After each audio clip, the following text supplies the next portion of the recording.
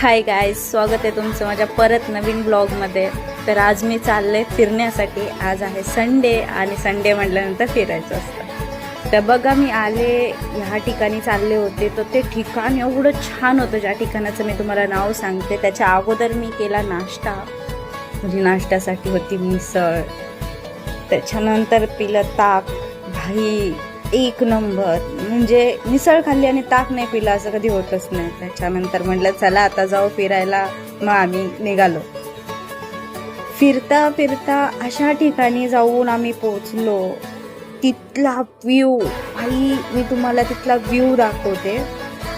एक number view आहे तिथला, की असं पूर्ण. आणि हा होता आतमध्ये जाण्याचा रस्ता. तुम्ही म्हणसाल कुठं जंगलात आली, पण व्ह्यू बघा,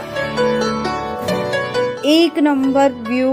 आणि त्या व्ह्यू सोबत मी मस्त एन्जॉय करत होते.